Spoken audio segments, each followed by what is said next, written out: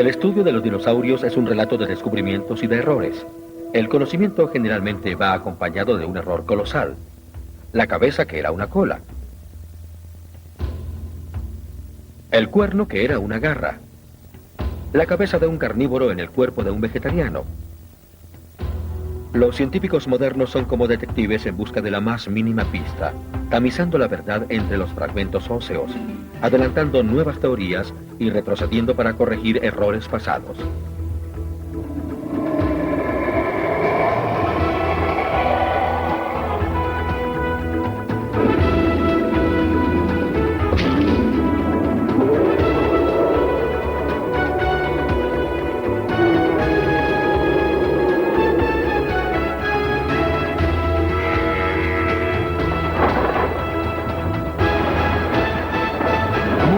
Paleolítico. Identidad equivocada.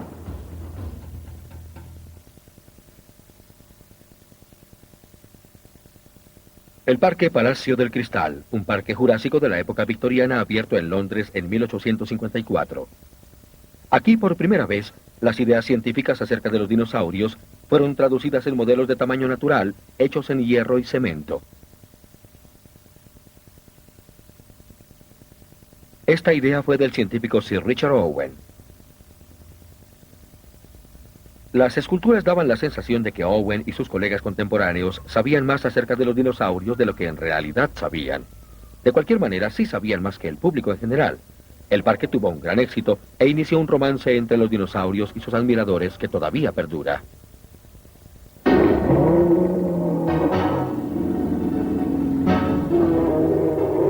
En este siglo, Hollywood ha glorificado tanto al dinosaurio como a su cazador en un valiente aventurero. La misma imagen fue deliberadamente cultivada por el legendario buscador de fósiles Roy Chapman Andrews, del Museo Americano de Historia Natural.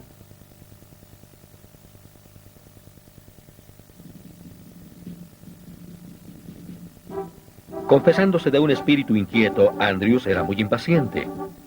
Con frecuencia rompía valiosos descubrimientos en su afán por desenterrarlos. En el museo se decía que la destrucción de un espécimen era un RCA, las iniciales de Roy. Él hizo parte de un clásico caso de identidad equivocada que no fue corregido en 70 años. En abril de 1922, Andrews guió una expedición a las profundidades del desierto de Gobi en el corazón de Asia Central. 125 camellos, 2 camiones, 3 autos Dodge con suspensiones añadidas, sirvientes, manteles de lino, un revólver Colt 45 con cachas de perla y un camarógrafo de Hollywood para que publicara sus hazañas.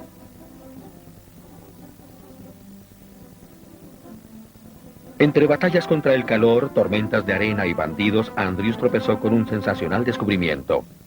Huevos de dinosaurios en un nido poco profundo hecho en el desierto. ¿Qué clase de dinosaurio los había dejado ahí? Por todas partes Andrews encontraba restos óseos del herbívoro Protoceratopio, un primo primitivo y sin cuernos del Triceratopio. Andrews asumió que estos eran los padres. Durante las 7 siguientes décadas, las ilustraciones populares caracterizaban a los protoceratopios como unos padres devotos cuidando su nido. La expedición también encontró los huesos de un depredador muy extraño y poco común. Parecido a una avestruz sin alas, el raptor fue encontrado sobre el nido. Andrews asumió que este había muerto mientras se comía los huevos y le dio el nombre de oviraptor, ladrón de huevos.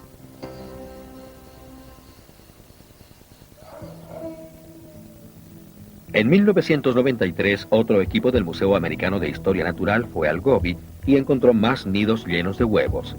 El más sorprendente de los descubrimientos fue un embrión que todavía estaba pegado a un fragmento de la cáscara del huevo. Roy Chapman Andrews se había equivocado. Los huevos no habían sido puestos por el Protoceratopio, sino por el oviraptor.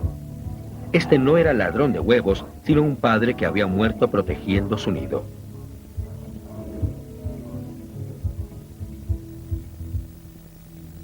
Andrews proponía con mucha facilidad teorías basadas en meros fragmentos de evidencias. El paleontólogo Robert Baker dice que muchos científicos pecan por los mismos errores. Mi madre, que cree en las teorías de la creación, A veces hace temblar mis cimientos diciéndome, bueno, Bob, ustedes los científicos siempre inventan cosas. De un hueso obtienen todo un animal. Tienen el lado equivocado, la cola equivocada, la cola o la cabeza donde no van. Y eso a veces sucede. Y generalmente es otro científico, digamos, un anatomista, quien se percata y corrige el error. Los paleontólogos se han percatado de muchas de estas equivocaciones. Muchos de los errores surgen de creencias y descubrimientos incompletos, un punto en el cual el biólogo de Harvard, Stephen J. Gould, es muy enfático. La paleontología es un campo muy complejo. Muchos de los fósiles son fragmentarios y recuerden que los restos de la mayoría de las criaturas representan animales que han estado muertos y extintos por millones de años. Imagínese el salir y encontrar una concha de una criatura o un fragmento de hueso que hoy no tiene análogo sobre la Tierra. Es muy difícil. Así que inevitablemente se cometerán errores de identificación y esto no es nada raro o penoso. Uno de los primeros y ávidos cazadores de fósiles fue el presidente norteamericano Thomas Jefferson. Como gran naturalista que fue, mandó que Lewis y Clark reportaran todos los animales raros y exóticos que encontraran durante su expedición en el territorio de Luisiana. En otra ocasión, a Jefferson le mandaron los huesos fósiles de un animal que no pudo identificar fácilmente. Como nunca rechazaba un reto, dijo que era la garra de un león gigante, y en esto se equivocó. Entre las muchas cosas que Thomas Jefferson hacía cuando era presidente, o mandaba a Lewis y Clark a expediciones o compraba a Luisiana, estaba la paleontología. Él escribió 2 artículos técnicos sobre esta ciencia y en uno de ellos cometió un error muy notable, pero nada que avergonzarse, pues era una equivocación muy comprensible. Encontró una enorme garra y pensó que le pertenecía a un león. Es muy similar a la garra de un gran carnívoro, pero no lo es. Es la garra de un perezoso gigante. Pero él, ¿cómo podía saber esto? Los perezosos modernos son unas pequeñas criaturas que cuelgan de algunos árboles en América del Sur y son de este tamaño. ¿Cómo Jefferson iba a saber en 1790, cuando escribió este artículo, que en algún tiempo en Norteamérica habían existido perezosos de 7 metros de altura que tenían enormes garras para escarbar?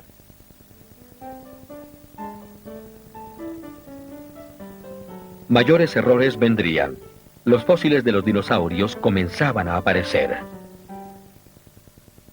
Hasta el siglo XIX, ambos conceptos, el de la extinción y el de la edad de la Tierra, eran desconocidos. Cuando los fósiles extraños fueron desenterrados, se atribuyeron a bestias exóticas que todavía podían vivir en un remoto rincón del planeta. Enormes cráneos de elefantes con grandes aperturas en medio de la cabeza, para la trompa que tenían, se pensaba que eran los cráneos de unos cíclopes gigantes de un solo ojo. Los colmillos de mamut desenterrados de una cantera en Alemania fueron identificados como los cuernos del legendario unicornio. Según una teoría, el cráneo de un protoceratopio con su pico y garras parecidas a las de un ave inspiraron la fábula del grifo. En París, en la década de 1790, el concepto de la extinción comenzó a ser expuesto por Georges Cuvier, un brillante naturalista de 26 años de edad. Sus métodos de investigación se siguen aplicando en la paleontología actual. Cuvier estudiaba huesos gigantescos encontrados durante las remodelaciones que le hacían a París. Superficialmente eran parecidos a huesos de elefante. La idea de que en alguna ocasión los elefantes vagaron por la actual ciudad de París era muy emocionante para sus habitantes. Pero Cuvier los sorprendería más. Al comparar estos huesos con los de los elefantes modernos, llegó a la conclusión de que eran los restos de mamuts ya extintos. Su técnica anatómica comparativa y sus ideas sobre la extinción revolucionaron el pensamiento de eruditos y naturalistas de esa era científica. En 1795, un general francés mandó a París un trofeo de guerra, unas mandíbulas fósiles gigantes encontradas en unas calizas en Holanda. Estas tenían más de 1 metro de longitud. Cuvier las examinó y llegó a la conclusión de que le pertenecían a una lagartija gigante que se alimentaba de peces y la llamó mosasauro. Su identificación fue correcta, pero sus conclusiones llevarían a siglos de erróneas interpretaciones. Cuvier decidió que el animal pertenecía a la familia monitor de las lagartijas tropicales, la cual incluía al dragón Komodo. Su conclusión tuvo gran acogida entre los estudiosos de la época. Como no se parecía a nada moderno, se presumió que era antigua.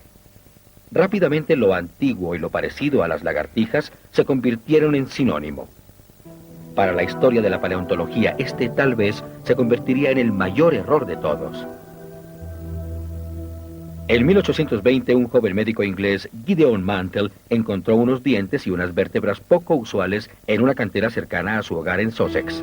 La forma de los dientes lo convencieron de que pertenecían a un gigante reptil herbívoro, pero no encontró trayectoria de tal animal en ninguna parte.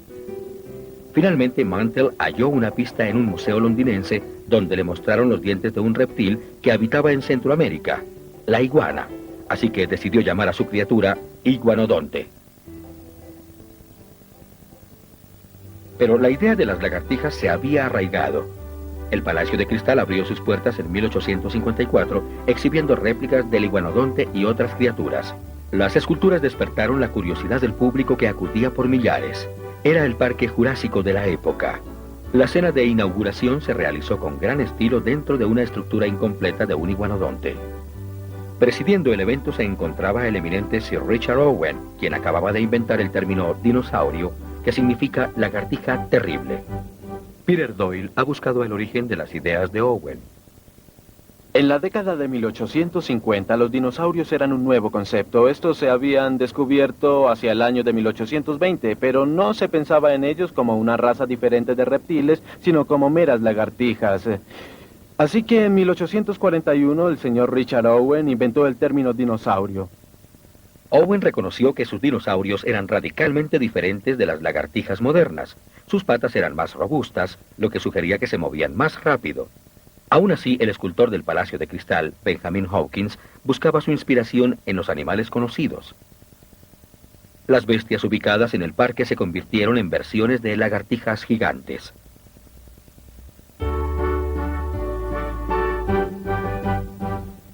Las esculturas contemplan errores que la paleontología moderna ya corrigió. El megalosaurio, representado como una lagartija cuadrúpeda, rechoncha y baja de estatura, era en realidad un ágil depredador bípedo como el rex. El iguanodonte era más extraño. Hawkins le puso un cuerno en la trompa, como a una iguana moderna. Descubrimientos posteriores colocaron el cuerno en el lugar correcto, como un clavo de defensa proyectándose como un pulgar de la muñeca del animal. Su reconstrucción moderna nos deja ver a un iguanodonte muy diferente, sin el excesivo equipaje reptil, un bípedo horizontal con una cola tiesa sobre el suelo. El nuevo iguanodonte era entonces más ágil, tal vez hasta un rápido mamífero corredor de sangre caliente. En 1920, el gran artista y naturalista americano Charles Knight comenzó su larga carrera. Sus vívidas representaciones fueron tan influyentes en el siglo XX como las esculturas del Palacio de Cristal lo fueron en el XIX. Igual a sus contemporáneos, Knight pintaba a los dinosaurios como a unos reptiles lentos y de sangre fría. Los grandes errores de este se llevaron al cine en la cinta clásica de 1925, El Mundo Perdido. Hollywood por sí solo cometió errores más grandes. Saurópodos herbívoros devastaban a una ciudad y devoraban a sus habitantes. Aunque separados por 64 millones de años, los cavernícolas y los dinosaurios vivían paralelamente. Los errores hollywoodenses son legendarios, pero también los paleontólogos los tenían.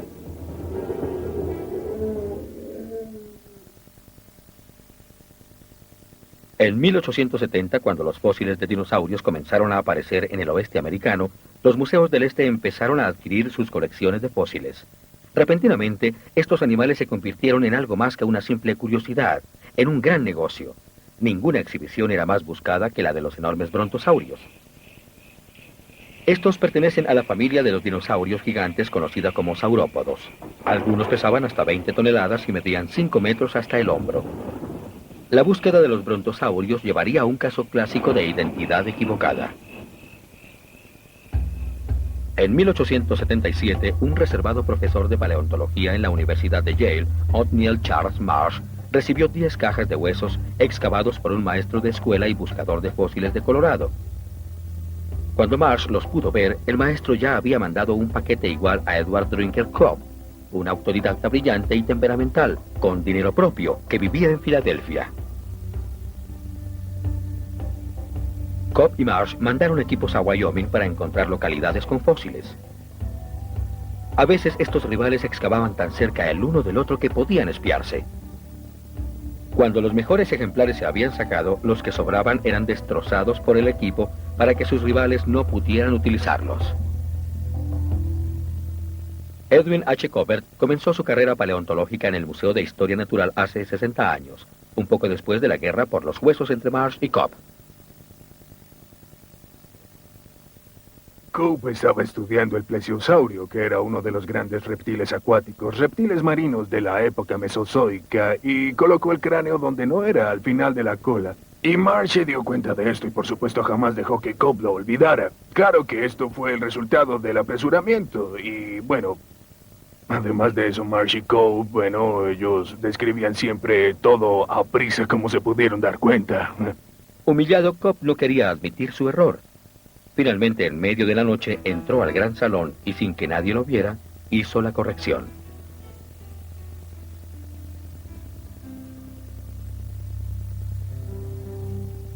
Pero su enemigo también cometió errores.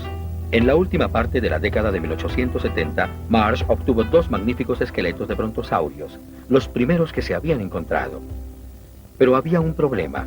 Los 2 esqueletos estaban bien preservados y sin embargo faltaban las cabezas. Marsh tuvo que hacer una suposición. El paleontólogo Bob Baker nos explica cómo el dinosaurio consiguió su enorme cabeza.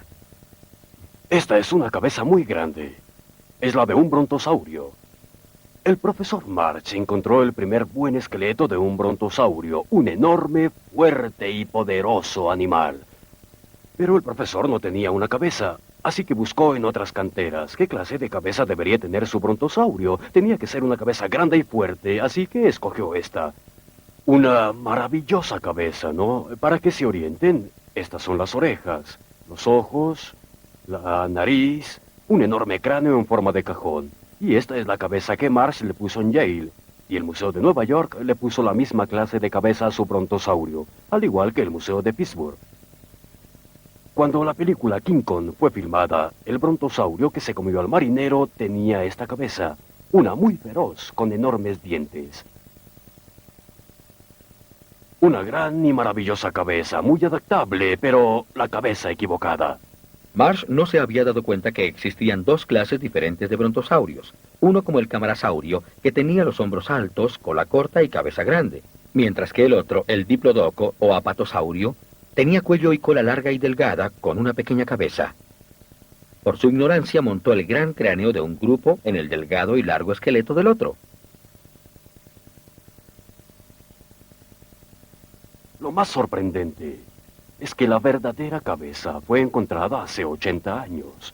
El Museo Carnegie estaba desenterrando a un precioso brontosaurio a principios de este siglo. Extrajeron el torso y la base del cuello y luego la parte frontal, después la trasera, y a los pocos metros estaba la cabeza. El encargado de la cantera gritó de alegría: «¡Tenemos la cabeza de un brontosaurio!». El curador en Pittsburgh gritó exactamente lo mismo, pero el paleontólogo del gobierno llegó y dijo: «Es la cabeza equivocada. Todos sabemos que esos brontosaurios tienen una cabeza muy grande y gruesa. Y esta es una cabeza alargada y elegante en forma de triángulo. Se parece a la de un diplodoco, así que no puede ser la de un brontosaurio. Esta maravillosa cabeza, la verdadera cabeza de un brontosaurio, permaneció guardada y olvidada hasta la mitad de los años 70, cuando el profesor McIntyre dijo: «El sujeto de la cantera tenía razón. Esta es la cabeza de un brontosaurio y se parece a la cabeza de un diplodoco porque estos y los brontosaurios son especies hermanas. Ellos tenían la misma construcción de punta a punta, así que tenían la misma clase de cráneo». En la década de 1970 la idea de los brontosaurios cambió. Antes se veían como unos lentos habitantes de los pantanos. Los nuevos descubrimientos demuestran que estos vivieron en las tierras secas llenas de pastos. Baker comparaba sus poderosas patas con las extremidades musculosas de los ágiles elefantes y rinocerontes.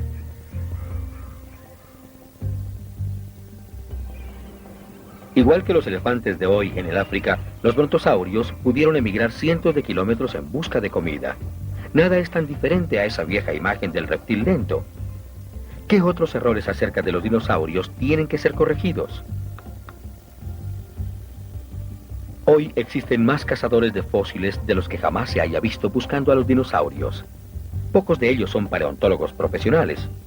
Muchos buscan por el placer que les produce hacerlo y con la esperanza de encontrar algo que murió hace 65 millones de años. Robert Bakker cree firmemente en el entrenamiento de numerosos paleontólogos aficionados y tiene una teoría para ahuyentar las ideas y pensamientos que puedan crear errores. Lo más importante cuando se está excavando en busca de dinosaurios es tener en cuenta la periferia visual. Cuando comenzamos a excavar, tal vez estamos buscando a un gigante megalosaurio carnívoro, pero lo más importante es el contexto periférico. Cuando uno está excavando, debe tener una visión ecológica de 360 grados. Mirar todo, sentir todo. Sin duda alguna que el paleontólogo del mañana se reirá de nosotros. En la búsqueda de los dinosaurios se cometerán más errores, pero son inevitables en un campo donde todavía existen muchas incógnitas.